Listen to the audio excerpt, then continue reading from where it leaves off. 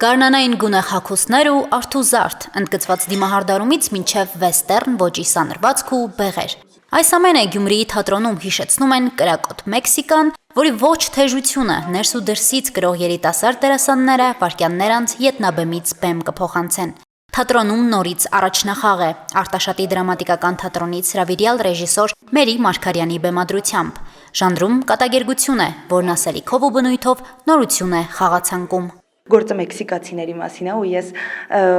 նմանեցնում եմ մեքսիկացիներին գյումրեցիների հետ իրենց տաք ջերմ էներգիայով, իրենց էմոցիոնալ տեսակով ու այդ պատճառով էլ մտածեցի, որ հենց այստեղ պետք է այդ գործը լինի։ Մենք սկզբնական շրջանում տարբերակ ունեինք, որ այս վեց տղաները դառնային գյումրեցի, բայց կարծում ենք, որ ինքը կլիներ մի քիչ ավելի արհեստական։ Դրա համար կարծում ենք խնդիրը համամարտկային է։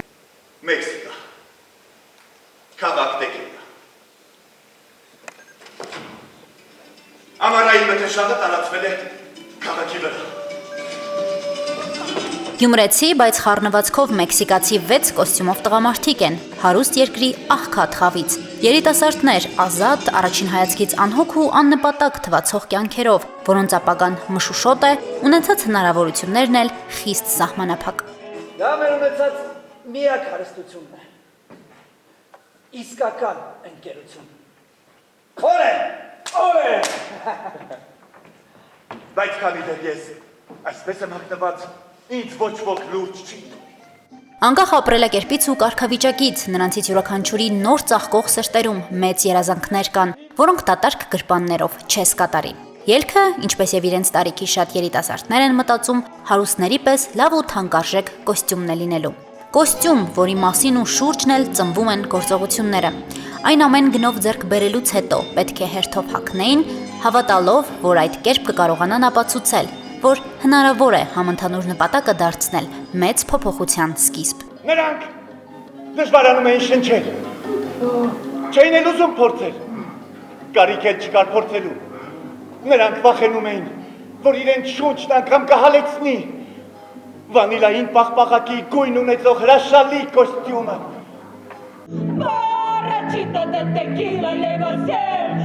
Զավեշտիկ հողի տակ մեքսիկական մշակույթով, երգերով ու պարերով հանդիսատեսին փոխանցում են պարզ, բայց խորքային ասելիք։ Հագուստը չէ, որ պետք է զարդարի մարդուն։ Տղաների երազանքների պես արվեստագետ, բիզնեսմեն, ֆինանսիստ դառնալը կամ պարզապես կյանքին կեր գտնելը հնարավոր է նաև առանց թանկարժեք արտաքին դետալների։ Կարևորը իսկական եսը չկորցնելն է, կյանքին իրատեսորեն, առանց վարդագույն ակնոցի նայելն է։ Կոստյումը չէ կարևորագույնը։ Կոստյումը հենց միջոց է դառնում այս 6 տղաների համար, ասելու որ գիտեք ինչ կա, ավելի կարևոր է ընկերությունը, քան այս մեր համար օրինակ համար իմ կերպարի համար հանրության առաջ հանդես գալը, մյուս կերպարի համար օրինակ բիզնեսով զբաղվելը ու այդպես լրացնում են մեկը մյուսին։ 6 տղաներ, 6 ընկերություն, մի նպատակ, մենք փորձում ենք հանդիսատեսին փոխանցել հենց այդ համախմբվածության զգացողությունն ու ձգտումը։ Պետք է համախմբված լինել յուրաքանչյուր գաղափարի շուրջ եւ կարծում եմ յուրաքանչյուր մարդ, եթե համախմբվի, ինչ որ մի փոքրիկ գաղափարի շուրջ մի բռունցք դառնա, կհասնի հաջողության։ Ներկայացման մեջ զբաղված էին 12 դերասաններ, թատրոնի երիտասարդական կազմն է պրոֆեսիոնալ բեմում։ Ու թեև պատմության առանցքում 6 տղամարդիկ են, էական կերպարներում նաև կանայք կան։ Կանայք, ինչպես միշտ, օգնում են տղամարդկանց հասնելու իրենց երազանքին եւ հայտնվելով այդ իրավիճակներում, ոգևորելով,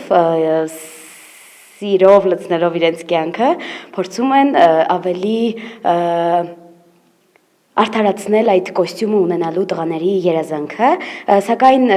կոստյումը վերջում փոխարինվում է ավելի մեծ արժեքով, քան այդ նյութական կոստյումն է։ Իհարկե, առաջին հայացքից դա շատ ծիծաղաշարժ է ու հանդիսատեսին կթվա թե ծիծաղելի իրադարձություններ են, բայց ցավոք այդ մեկ օրվա ընթացքում իրենք հասկանում են, որ կարևոր արտաքինը չէ եւ իրենց ցանկություններն ու երազանքները կարող են մեկ այլ կերպով հասնել եւ մարդիկ կան, որ կարծում են, որ իրենց հերոսներից մեկ, ինչպես հերոսներից մեկն է ասում, իմ կյանքում ոչինչ չի ստացվում եւ ինքը կարծում է, որ երբ որ կոստյում ունենա, շատ-շատերը արդեն կհասկանան այդ կոստյում ասելով ինչի նկատի ունենք, ենթաշերտը որն է։ Ընդհանուր կոստյում է։